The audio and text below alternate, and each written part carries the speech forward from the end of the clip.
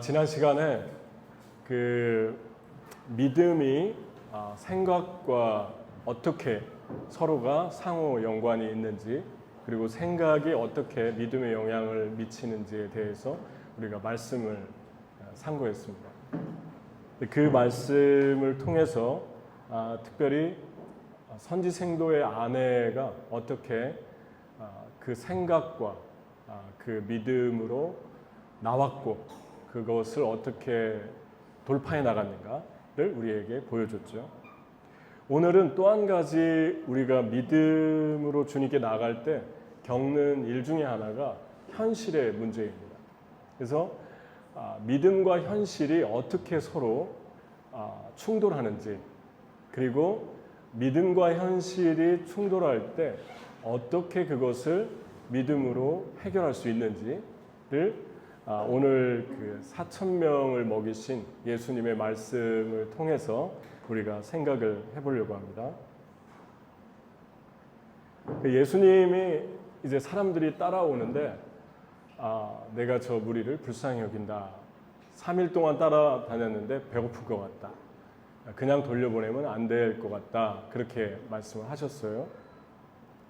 그래서 제자들을 불렀고 이제 그런 말씀을 길에서 쓰러질지도 모른다라고 그렇게 말씀을 했는데, 이것을 통해서 우리가 알 수 있는 거는 사람들이 3일 동안 예수님을 따라다녔구나, 그걸 알 수 있고, 또 3일 동안 어떻게 따라다녔을까, 어디서 자고 어디서 어떻게 생존을 했지.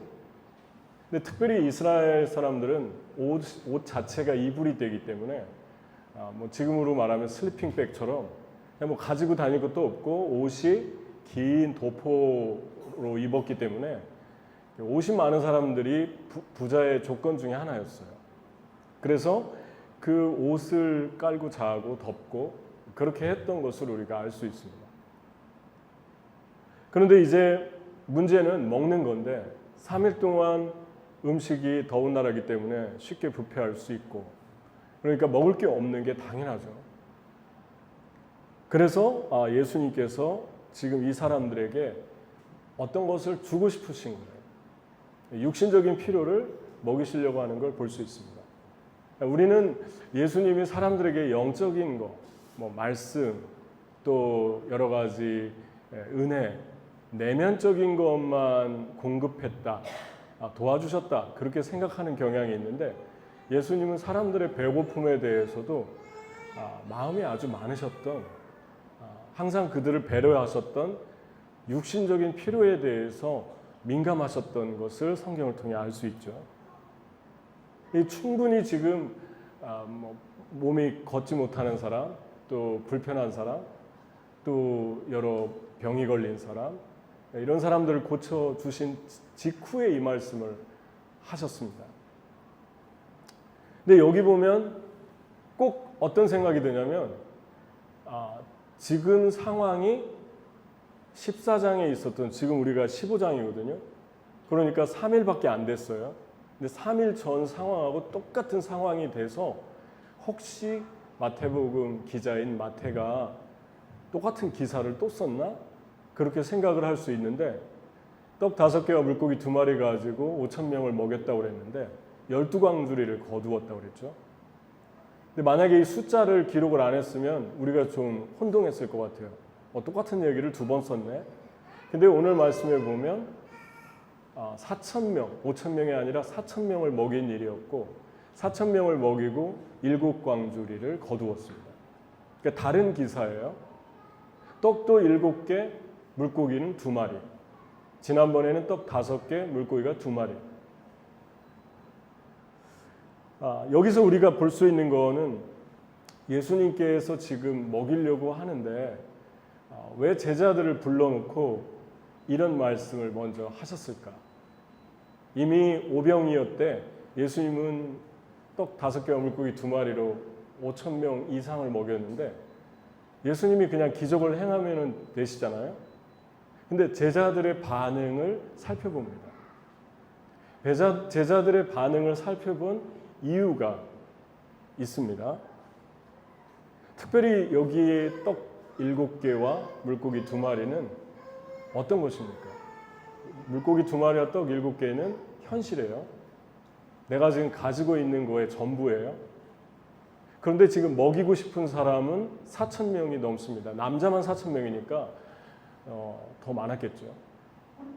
그러니까 먹이고 싶은 마음, 이 사람들은 비전이고 꿈입니다.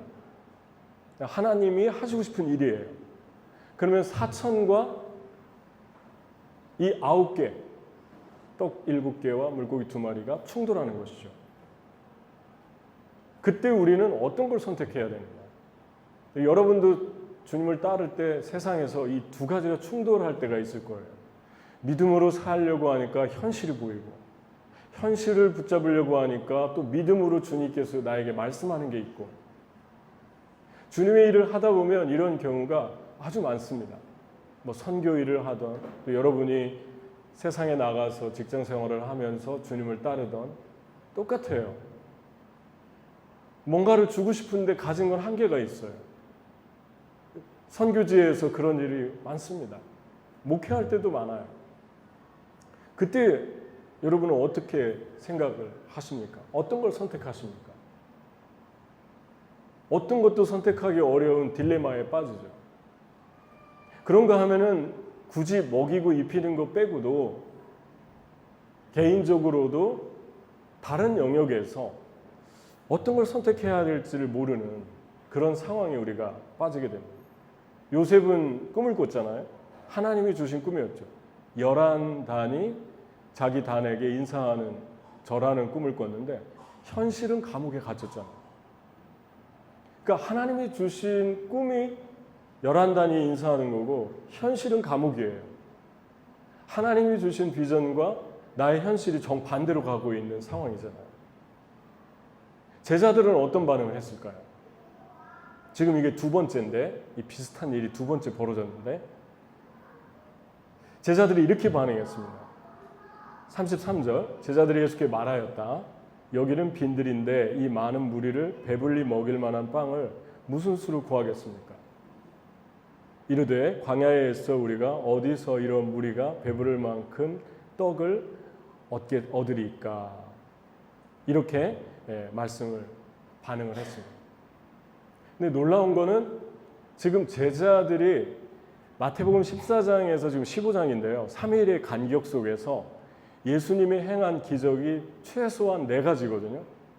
하나는 지금 상황과 똑같았던 오병이어고 떡 5개와 물고기 2마리로 5,000명을 먹이고 12광주를 거둔 거고, 그 다음에는 병자들을 고친 거고, 그 다음에는 수로보니게, 지금의 시돈 지방, 지금의 그 시돈 지방은 어디죠? 레바논 쪽인데, 레바논의 수도가 지금의 시돈, 사이다?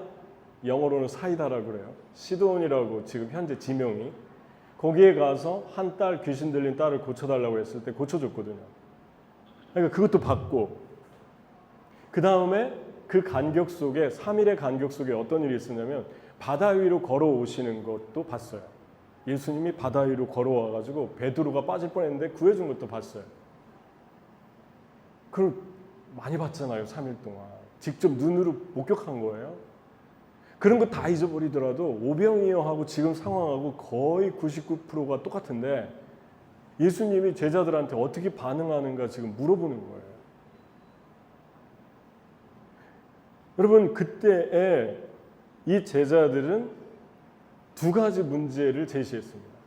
여기는 광야입니다. 첫 번째 문제가 소유의 문제, 그 장소의 문제예요. 2번째 문제가 우리가 가진 것은 떡 7개와 물고기 2마리, 소유의 문제예요. 소유와 장소의 문제가 믿음하고 걸린 거예요. 그러니까 우리가 주님을 따를 때 많은 경우에 있어서 이 2가지 때문에 걸립니다. 하나는 가지고 있는 소유가 문제고 또 하나는 장소가 문제인 거예요. 장소가 광야여서 아무것도 없다는 거죠. 소유의 문제를 한번 먼저 생각을 해보면 예수님과 제자들의 그 대화 속에서 마태나 다른 복음 기자들이 기록하지 않은 거를 조금 더 보충해서 기록한 사람이 있는데 요한입니다. 요한복음을 보면 요한은 아주 섬세한 사람이고 그리고 구체적인 사람이에요. 기질 자체가.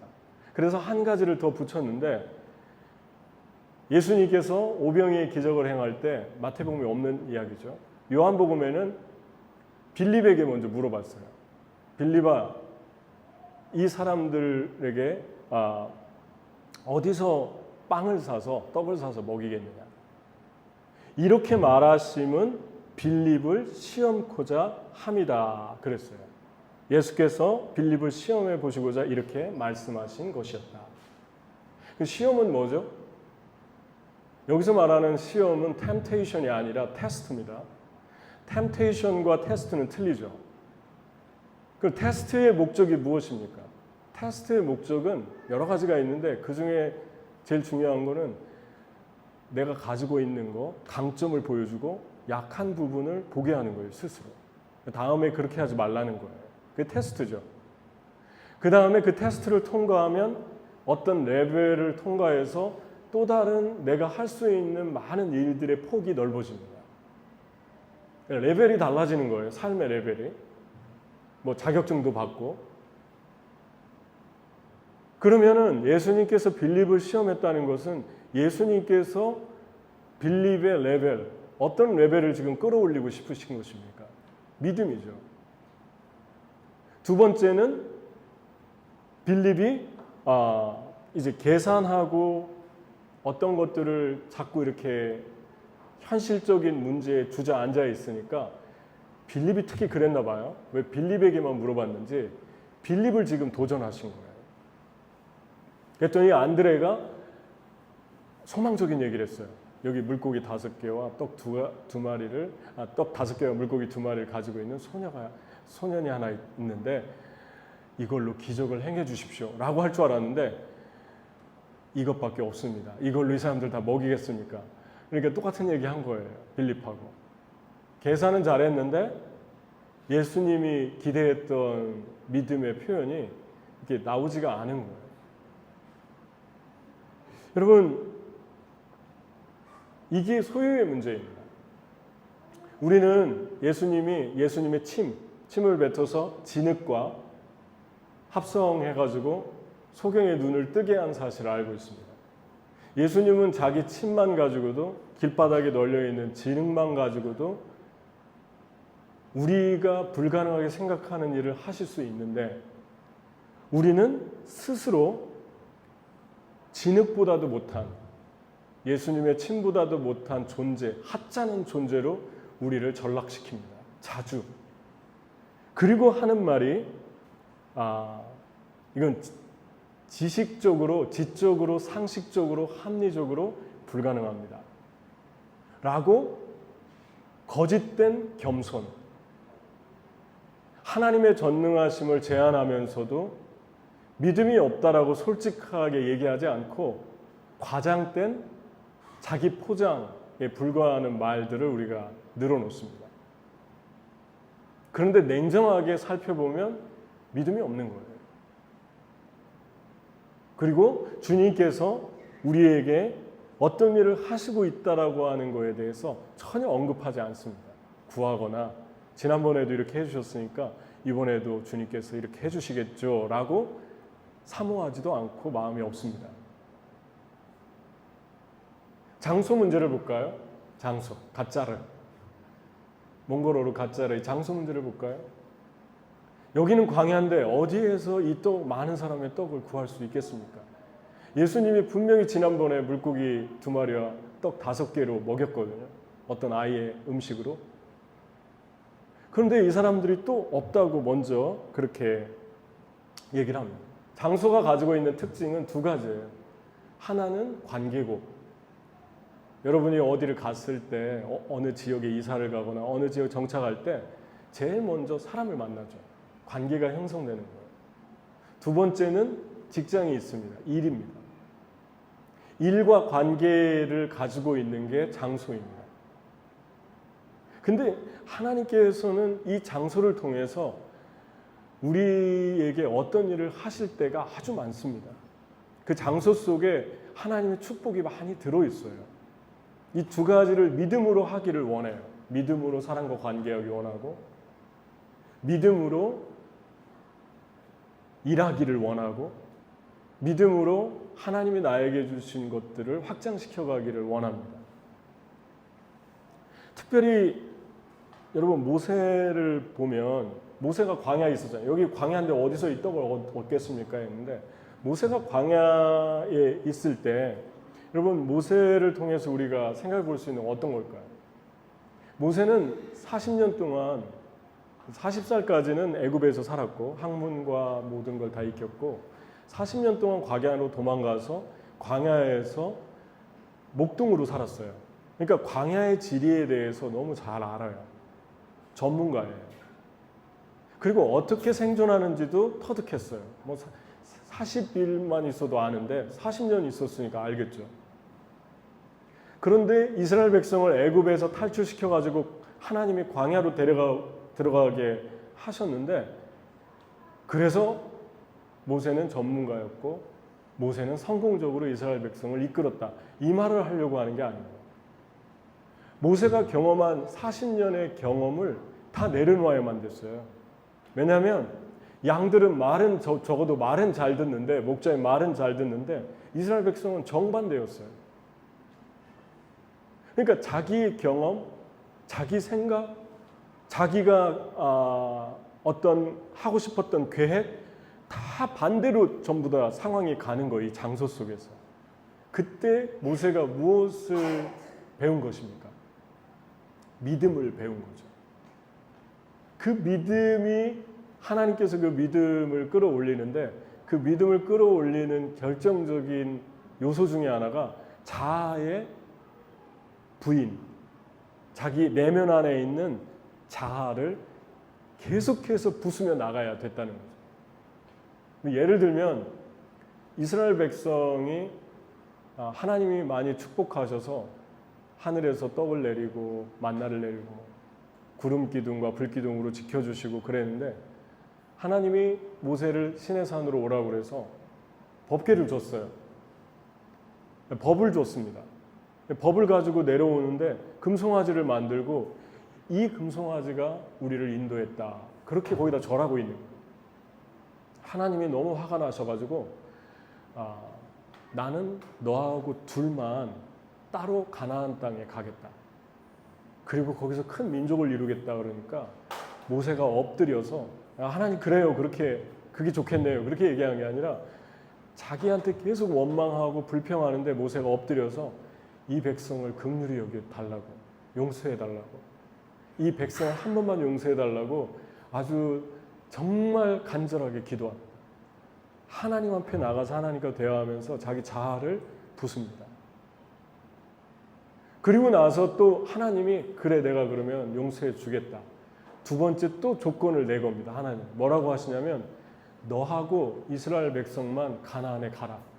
니네 꿈이니까 가나안에 가고 나는 안 가겠다. 이제 너하고 너희들하고 관계는 내가 약속한 거니까 지키는데 여기서 끝내자. 하나님이 그렇게 말씀했어요. 출애굽기에. 모세가 뭐라고 했을까요? 하나님이 가나안 땅 주면 땡큐죠. 그리고 하나님 굿바이, 잘 들어가서 잘 쓰겠습니다, 잘 먹고 잘 사겠습니다, 그러지 않았어요. 어떻게 했냐면, 하나님이 안 가면 무슨 소용이 있습니까? 우리가 가나안 땅에 들어가서 호요호식하는 게, 잘 먹고 잘 사는 게 무슨 소용이 있습니까? 하나님 같이 가주세요. 하나님 같이 가주셔야만 그게 내 삶의 이유고 우리의 목적이고 우리의 소망입니다 라고 얘기를 한 거예요. 하나님이 여러분 모세에 감동 안 했겠습니까? 하나님 뜻을 돌이킨다고 그러잖아요. 그래 내가 같이 가겠다. 하나님과의 관계가 장소와 소유를 통해서 나와 하나님과의 관계가 계속해서 변화되고, 그 장소를 통해서 성화되고, 나를 돌아보고, 야 이게 내 영혼이 확장될 수 있는 기회다라고 한 사람들은 이런 멋진 하나님의 심장으로 점점점 커져갑니다. 너무 멋있어져요. 그래서 이런 분들을 만나는 사람들이 어떤 얘기를 하면 당신 때문에 내 인생이 바뀌었습니다. 당신이 내 삶을 완전히 지옥에서 어둠에서 빛으로 나오게 했습니다. 숨도 못 쉴 것 같은 그런 생애를 정말 자유케 했습니다. 이런 이야기들을 이런 분들을 통해서 하잖아요. 하나님이 이런 사람으로 우리를 만들고 싶어서 장소와 소유를 주셨는데 그 장소와 소유에서 아무것도 얻지 못하는 거예요. 하나님이 바꿔주시면, 하나님이 새롭게 내 삶의 터전을 새롭게 해주시면 내가 거기 가면 성공할 것 같아요. 내가 거기 가면 다시 시작하고 다 잘 될 것 같아요. 그럽니다. 물론 잘 되죠. 왜 잘 됩니까? 장소가 바뀌어서 잘 되는 게 아니라 내가 그 속에 가서 하나님과 함께 더불어 잘못 쌓은 내 인생의 벽돌을 다 허물고 다시 쌓기 시작하기 때문에, 내가 바뀌었기 때문에 장소가 바뀐 거예요. 근데 우리는 생각합니다. 장소가 바뀌었기 때문에 내가 장소 바꾸기를 잘했다. 여러분, 우리의 영혼 깊은 곳에서 하나님이 우리에게 준 소유와 장소의 한계를 만납니다. 근데 그 속에서 하나님 우리에게 말씀하시는 게 무엇입니까? 내 얼굴을 구해라. 내 얼굴을 찾아라. 근데 우리는 거기서 아무것도 찾지를 않는 거예요. 건지지를 못하는 거예요. 어려움 속에서, 한계 속에서. 어떤 것만 건집니까? 계속 하나님 이용하는 거예요. 필요할 때만 하나님을 찾는 거죠. 그러니까 사람이 어떻게 보입니까? 사람이 인격으로 보이는 게 아니라 한 사람 한 사람이 물질로 보이는 거죠. 물건으로 보이는 거예요. 우리 교회가 어떤 위치에 있는가? 우리 교회 성도들은 어떤 사람들인가? 내 옆에 온 사람들이 어떤 사람으로 보이는가에 관심도 없어요. 생각지도 않아요. 그냥 이 세상을 점령합시다. 그 구호밖에 외치지 않는 거예요. 갖다 채웁시다. 여러분, 사람이 무슨 물건입니까? 제가 미국을 좋아하는 이유, 민주주의를 좋아하는 이유는, 공산주의를 싫어하는 이유는 한 가지입니다. 뚜렷하게 한 가지입니다. 공산주의는 유물론자들이에요. 파시즘, 유물론자들이에요. 히틀러나 독재자들, 공산주의자들은 사람을 사람으로 보지 않습니다. 관심 없어요. 근데 미국은 다른 사람들과 무역을 해도 그 나라가 인권을 상실하고 사람들에게 함부로 대하면 관계를 끊습니다. 우리가 손해를 봐도. 난 그런 게 좋아요. 그게 민주주의고 인격을 존중하는 건데, 그 어디서 온 것입니까? 성경에서 오는 거예요. 여러분은 지금 가지고 있는 소유와 가지고 있는 장소, 서 있는 땅이 어느 곳입니까? 그 속에서 하나님이 나에게 테스트하고 있는 것을 보십니까? 그때 나는 어떻게 반응할 것인가? 주님, 여기 지난번에 물고기 두 마리와 떡 5개로 5,000명 먹이셨죠? 여기 7개 있습니다. 전체 다 합해서 9개 있습니다. 주님께 올려드립니다. 작은 것이지만 주님이 어떤 일을 해주세요. 이 사람들 너무 배고프니까 해주세요. 그렇게 고백하는 사람이 되기를 원하는 거예요. 예수님 떠나도 제자들이 이렇게 했잖아요. 모여서 떡을 떼고 가진 거 서로 나누고. 이 사람들 가진 거 나누는 사람이 아니잖아요. 본질적으로 제자들이. 누가 크냐 맨날 싸우고 예수님 옆에 따라다니면서. 그렇게 사랑을 보는데도 누가 제일 큰 사람이야? 누가 제일 많이 사랑받지? 그런 거에만 관심 있고. 나 얼마나 내 영혼을 깨면서 나가는가. 내 영혼의 내면의 자아를 주님의 십자가에 못 박으면서 내 주어진 한계 속에서 나는 어떻게 변하려고 하는가. 난 어떻게 사람을 지금 대하고 있는가. 나를 보는 거에 대해 관심도 없어요. 복음은, 예수님은 우리에게 한없이 격려하고 위로하고 사랑을 줬지만 또 한없이 도전했어요. 너희가 주어라. 너희가 먹을 걸 주어라. 너희가 고쳐줘라. 너희가 병든 자들 고쳐주고 귀신도 내쫓아줘라.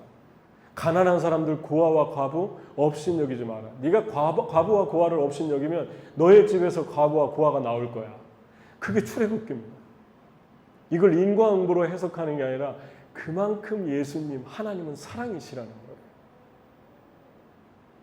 한 사람 한 사람을 소중하게 대해라. 진실하게 대해라.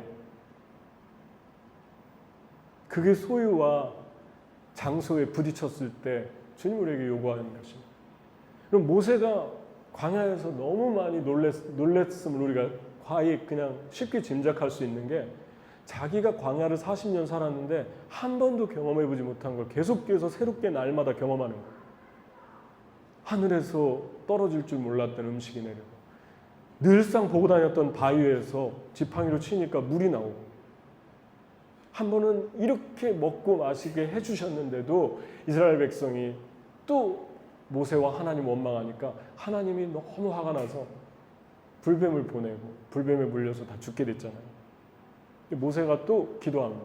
자기 자아를 내려놓고 이렇게 원망하는데 저도 모르겠습니다. 하나님 마음대로 하십시오. 그렇지 않고 하나님 살려달라고, 이 사람들 좀 낫게 해달라고, 다 죽어가고 있다고, 불뱀에 물려서. 그때 하나님께서 뭐라고 하셨죠? 너는 장대 막대기에 구리뱀을 달아서 그걸 쳐다보는 사람은 다 나을 것이다. 사람들에게 알려줘라. 해독제를 주셔야죠. 근데 주님이 뭐라고 말씀하시냐면 그냥 바라봐라. 그러면 다 낫는다.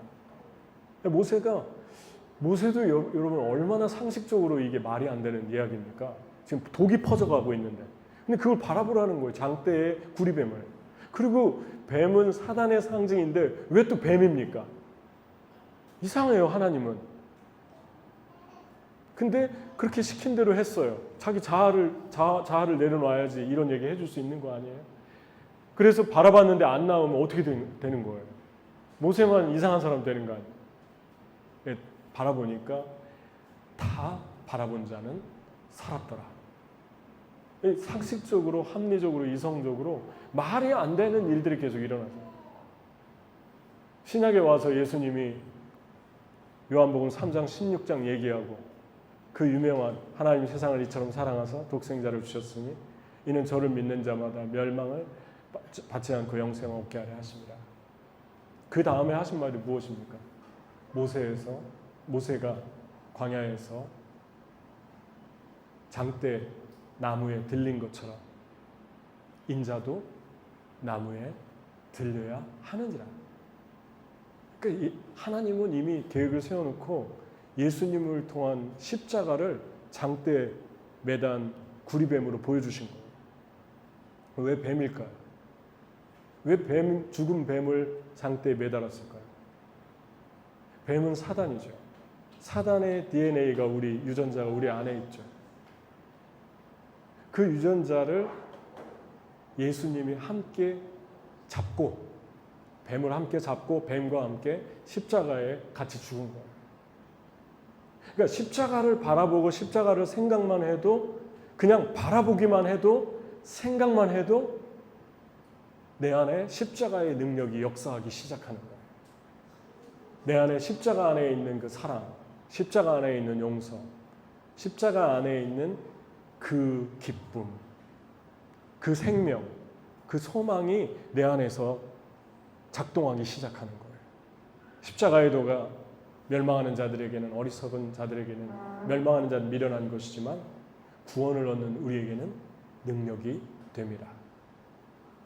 그 당시에 로마인들은 힘을 자랑했어요. 힘, 파워. 로마 군인들 있잖아요.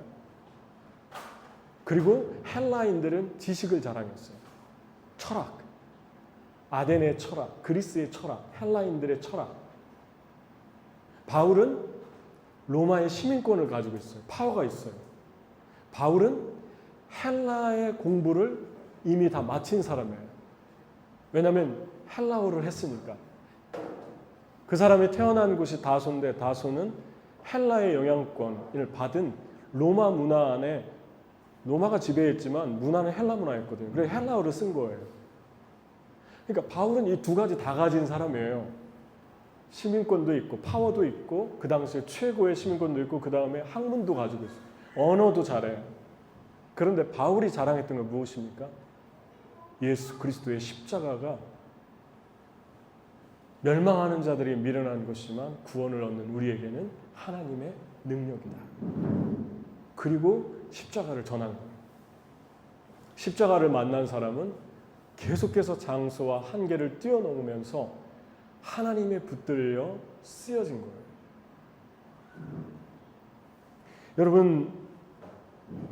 여러분의 삶에서 정말 냉정하게 생각할 때 우리의 지성, 우리의 이성, 우리의 감정의 한계의 문제입니까? 아니면 믿음의 문제입니까? 여러분과 저는 잘 포장하죠, 자주. 우리의 믿음 없음을 많은 이유를 가지고 잘 포장합니다. 때로는 겸손으로, 때로는 논리로, 때로는 이론으로. 근데 주님은 우리에게 말씀합니다. 네가 먹을 걸 줘라. 그리고 가서 너희는 나보다 더 큰 일을 해라.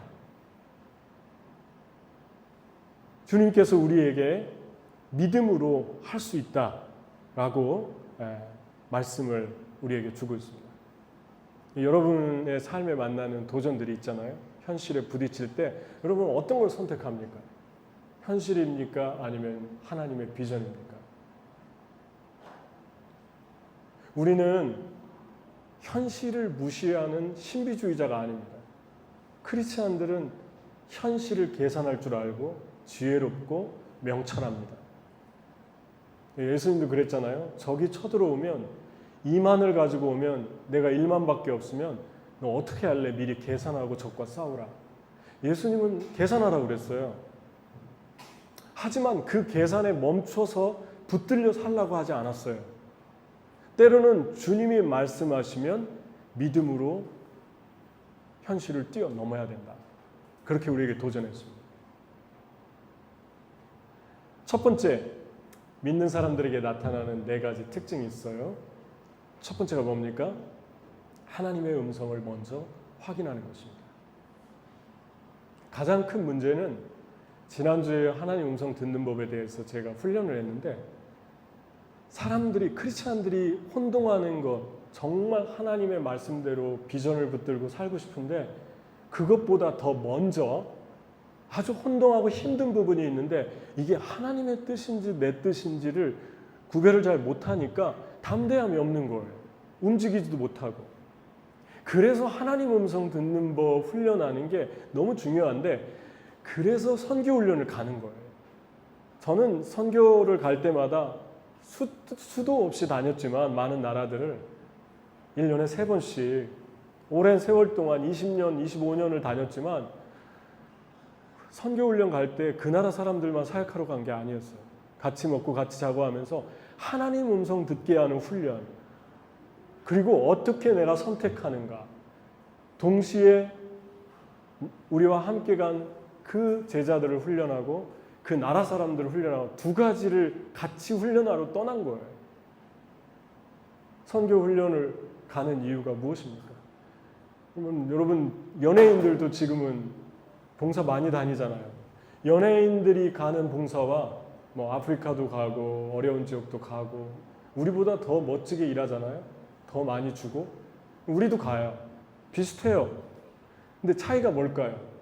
우리는 그 속에서 소유와 장소 속에서 내 자아가 깨지게 만들고 애벌레가 나와서 나방이 돼서 날아가는 것처럼 하나님의 음성을 듣습니다. 그리고 하나님이 보여주시는 테스트 속에서 내 부족한 부분이 어딘가를 봅니다. 내 강점이 무엇인가를 봅니다.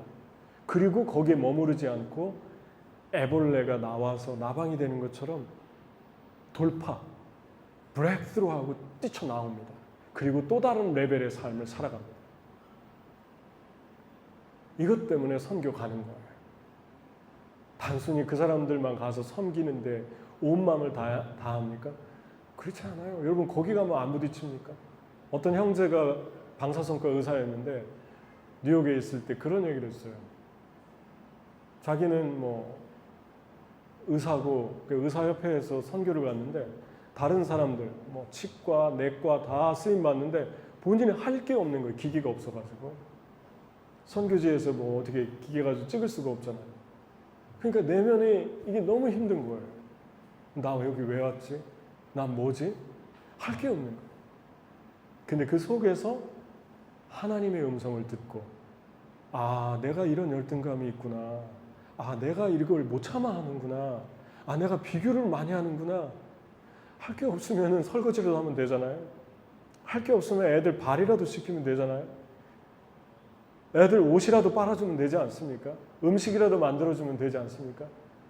하나님 음성 들어야지 할 수 있는 거죠. 하나님 나에게 말씀, 그때 오는 그 기쁨, 그때 오는 나의 변화, 알을 까고 나오는 기쁨이죠. 여러분이 믿습니까? 여러분 안에 계신 성령의 능력을 여러분이 신뢰하십니까? 인정하십니까? 매 순간순간 여러분 안에 지금 성령이 강하게 역사하고 있다. 나의 삶을 이끌고 있다. 내가 딴 길로 갈 때 나를 잡아주시고 길을 보여주시고 나에게 말씀하시는 분이다. 그걸 믿습니까? 인정하는 만큼, 여러분이 인정하는 만큼, 여러분이 시인하는 만큼, 입으로 시인하여 구원을 얻고 마음으로 믿어 의에 이르고, 입으로 시인하여 의에 이르고 마음으로 믿어 구원에 이른다. 로마서에 말씀하잖아요. 믿음은 들음에서 나며 들음은 하나님의 말씀으로 말미암느니라. 요한복음 1장에도 태초에 말씀이 계시니라. 이 말씀이 하나님과 함께 계셨으니 이 말씀은 하나님이시라. 오늘 아침에 성경 한 교절 묵상이었잖아요. 아, 주님, 네, 저는 그렇게 묵상했어요. 아, 주님, 제가 오늘 하는 설교는 예수님이네요. 왜냐하면 예수님이 말씀이라고 했으니까. 태초에 말씀이 계시니 그 말씀이 하나님과 함께 계셨으니 이 말씀이 곧 하나님이시라. 이 말씀이 우리 가운데 거하심에 우리 가운데 독생자의 영광 되셨고 독생자가 되셨고 그 말씀이 우리 가운데 거하심에 은혜 위에 은혜더라. 말씀이 예수님이, 말씀이 하나님이잖아요. 아, 나 같은 자에게, 나 같은 사람에게 이 어마어마한 영광스러운 축복을 주신 그 주님, 하나님의 말씀을 전하면 돼요. 하나님 말씀이, 성경이 얼마나 감사합니까? 성경 읽을 수 있잖아요. 앱만 그냥 1초만 손만 하면 읽을 수 있잖아요. 얼마나 좋은 세대고 감사합니까? 큐티할 수 있고 모든 번역본 다 볼 수 있고 성경 읽으면 내 안에 계신 성령이 해석해 주는 거예요. 어디로 가라, 누굴 만나라, 어떻게 될 것이다 가르쳐 주시는 거예요. 성경과 성령 두 가지만 의지하세요. 다른 사람에게도 그 외의 것들을 권면하지 마세요. 성경과 성령 두 가지. 아멘. 두 번째, 하나님을 현실이 아니라 믿음을 선택하는 사람들에게 나타나는 특징, 긍휼한 마음에 멈추지 말고 시도해라. 제자들도 긍휼한 마음 가졌어요. 오병이어 행할 때. 저녁 때가 되니 제자들이 예수님께 다가와서 말하였다. 여기는 빈들이고 날도 이미 저물었습니다. 그러니 무리를 헤쳐보내어 제각기 먹을 것을 사 먹게 마을로 보내시는 것이 좋겠습니다. 제자들도 보니까 사람들이 배가 고픈 거예요. 그러니까 집에 보내시고 좀 배고픈 사람들 밥을 먹게 좀 해주세요. 긍휼이잖아요. 거기서 끝난 거예요. 예수님과의 차이가 무엇입니까? 예수님은 주어라 그러잖아요. 네가. 우리 그리스도인들도 두 종류로 나눠줄 수 있어요. 긍휼한 마음 갖는 것도 귀하죠. 왜냐하면 긍휼한 마음 못 가지고 살 때도 많으니까. 그런데 긍휼한 마음 귀한 건데 긍휼이 무엇입니까? compassion이잖아요. com은 함께라는 말입니다. 함께. passion은 고통받는다. 그러니까 compassion이 함께 고통받는 거예요. 누구누구와 함께 고통받는 거예요. 그러니까 여러분, 하나님께서 어떤 사람을 보는데 내 안에서 하나님의 긍휼이 일어나요. 그 성령이 주시는 마음입니다. 근데 뭔가 도와주고 싶은데 내가 한계가 이게 없는 거예요. 우리 그럴 때 많잖아요. 우리 몽골에서도 얼마나 그럴 때 많습니까? 도와주고 싶은데 없는 거예요. 그러니까 돌아보는 거예요. 아, 내가 가지고 있는 옷은 있지. 입는 옷도 주고 미안하지만 새 옷을 주면 좋겠는데 지금 당장 필요하다고 하니까. 한국에서 어떤 목사님이, 개척교회 목사님이 박스로 옷을 보냈어요. 큰 옷, 새 옷 반반씩 다 나눠줬는데, 하루는 지도자가 한 분 오시더니 우리 교회에 고등학교 3학년 여자애가 있는데 사정이 딱해서 옷 좀 주시면 좋겠다고. 왜냐하면 저희가 자주 옷을 주니까 옷 남는 거 없나요? 그러니까 사모님이 가만히 있어보라고. 방에 있는 것 꺼내가지고 같이 나누는 거. 몇 개 안 되지만 물고기 2개, 떡 7개 가지고 나눴는데 그 나눔 속에 하나님의 기적이 일어나기 시작합니다. 예수님 어떻게 했습니까? 그거밖에 없니? 이거 가지고 뭐 어디다 쓰니? 그러지 않았어요. 가져와라. 그리고 가장 먼저 한 게 뭐죠? 하나님께 감사기도, 축복기도해서 이걸 들고 하늘을 우러러 감사합니다. 내가 떡 7개와 물고기 2마리 하나님이 주셔서 여기 있습니다. 감사합니다. 축복하고 나눴어요. 그 하찮은 거를 1, 2만 개는 돼야지 좀 나누기 시작할 마음이 나겠는데 그냥 나눴어요. 나중에 어떻게 되든 말든 나눴어요. 일단 내 마음에서 못 참겠으니까. 그 다음부터 이 사람도 나누고 저 사람도 나누고 건너 사람도 나누고 앞에 집도 나누고 뒷집도 나누고 이런 일들이 일어나지 않습니까? 여러분, 무조건 처음부터 없다고 하지 마세요. 내가 지금 가지고 있는 만큼 찾아보세요. 한번. 내가 뭐가 있지? 어떻게 도울 수 있지? 그러면 주님이 기도 가운데 말씀하십니다. 한국교회, 한국 성도님들, 하나님과 관계가 문제예요. 하나님이 비인격적인 신인 것 같아요. 어떨 때 보면. 왜냐하면 비인격적이니까 사람들 사는 거에 관심도 없고, 높은 하늘에 계신 분, 땅에는 관심 없는 분, 우상처럼 칭찬이나 받으면 좋아하고 떡이나 차려주면 좋아하는 그런 우상의 신입니까? 우리 하나님이 진짜 신이잖아요. 그런 거 내 앞에 차리지 말라고 하잖아요. 우상은 티끌만큼도 만들지 말라고 하잖아요. 너희는 나에게 주되 마음을 주라고 하잖아요. 그리고 간섭한다고 하잖아요. 이 세상에 어떤 신이 하늘에 나는 새, 너희 머리카락까지 다 세었다고 이야기한 신이 어디가 있습니까? 이 세상에 만들어낸 우상이 누가 이런 말을 합니까? 일방적이잖아요. 원웨이잖아요. 사람들은 갖다 바치고 잘 먹고 잘 살게 해주세요. 대화가 없잖아요. 우리 주님은 대화하잖아요. 난 네가 이랬으면 좋겠다. 난 네가 가지고 있는 게 뭔지 좀 알고 싶다. 너의 고민이 뭔지 좀 듣고 싶다. 하나님과 이런 관계에 있으면 사람과도 이런 관계를 맺습니다. 하나님과 정략적이면 사람과도 누가 오면 나에게 가지고 있는 좋은 거를 뺏어가려고 하나? 저 사람 왜 이렇게 잘해주지? 그게 순수하지가 못한 것 같아요. 마음이 자꾸만. 잘해주면 감사하고 순수하게 보고, 물론 분별은 해야 되지만 그런 마음이 아닌 것 같아요. 사람을 순수하게 못 바라보는 거예요. 여러분, 긍휼에 멈추지 말고 긍휼에서 시도하세요. 세 번째, 마지막으로 비전과 현실이 충돌할 때 비전을 선택하세요. 그것이 하나님께로부터 온 것이라는 거예요. 만약에 그 비전이 여러분이 만들어낸 것이라면 빨리 주님께 올려드리고 기브업하세요. 그래서 하나님의 음성 듣는 게 중요합니다. 하나님이 주신 음성은 절대 바꾸지 마세요. 야곱처럼 팥죽 한 그릇을 바꾸지 마세요. 세상 쾌락에 바꾸지 마세요. 세상 유혹에 바꾸지 마세요. 포기하지 마세요. 주변에 아무리 나를 이해하고 사랑한다고 하면서 내 꿈을 포기하라고 한다면 포기하지 마세요. 선교사의 3대 모토가 있습니다. NMC의 3대 모토가 있습니다. 첫 번째, don't give up, don't hurry up, don't expect.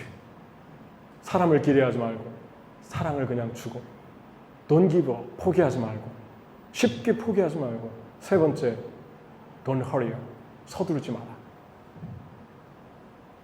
하나님이 우리에게 주신 꿈이면 반드시 이루어집니다. 아브라함에게 100세 아들 준다고 하는데 나이의 100세는 현실이고 100세 아들은 꿈입니다. 현실과 꿈이 충돌합니다. 하나님이 우리에게 준 꿈은 항상 특성이 하나 있는데 그 한 가지가 불가능한 거를 주십니다. 내 상황하고 소유와 장소에 불가능한 이런 것들을 하나님 나에게 주십니다. 여러분, 요셉에게 꿈을 줬는데 감옥에 가자. 감옥은 현실이고 꿈은 비전인데 이루어지지 않습니까? 백세의 아들이 태어나지 않습니까? 다윗에게 너는 이스라엘 왕이 될 것이다. 목동, 이스라엘에서 가장 천박한 직업 중에 하나인 목동. 그때 말씀했어요. 왕궁에 있을 때 말씀한 게 아니라. 그런데 그 이야기 듣자마자 사울이 자기를 죽이려고 해요. 현상수배를 하고 쫓아다닙니다. 쫓는 사울은 현실이고 도망다니는 광야는 현실이고 하나님이 왕이 된다고 한 건 비전이에요. 어떤 걸 선택했습니까? 하나님의 말씀을 선택했죠. 그리고 왕이 됩니다.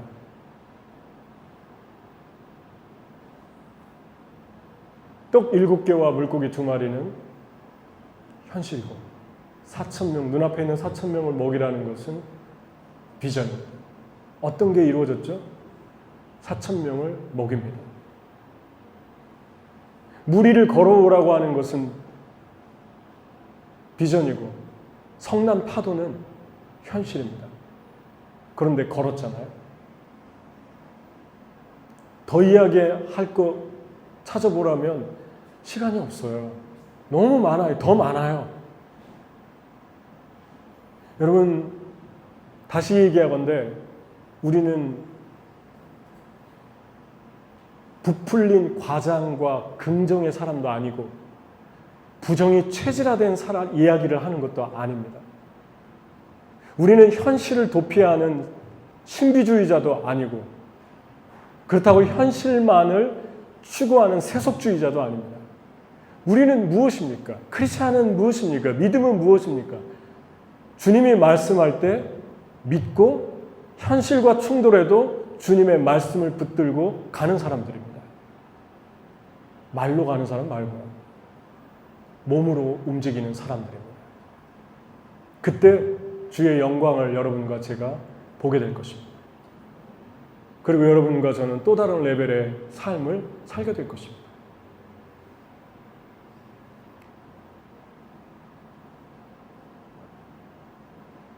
사천과 아홉의 충돌.